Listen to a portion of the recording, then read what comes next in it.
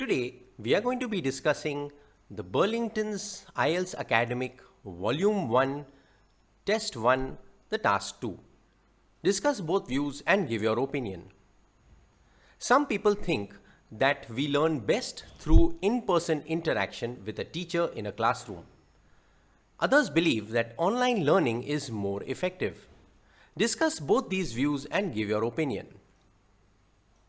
Now this 40-minute, 250-word essay can be written in 4 paragraphs. In the introduction, describe the essay. In para 1, discuss learning through in-person interaction.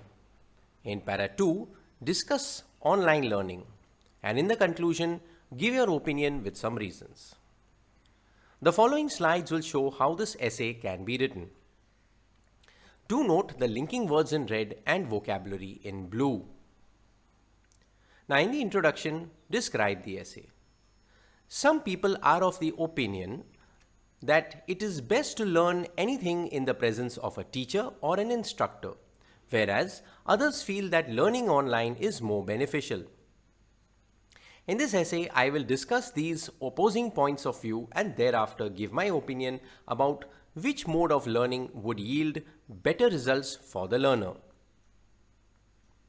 Now in para 1, discuss learning through in-person interaction. Learning an academic subject or a hobby involves a number of important aspects such as being given the correct study material, the correct instructions, and being corrected on the assignments that have been submitted to the teacher. And not doing any of these correctly could result into confusion for the learner. Therefore, most learners prefer to learn in the guiding presence of a qualified and experienced trainer, as direct interaction helps to solve most problems in the learning process. Now in para 2, discuss online learning.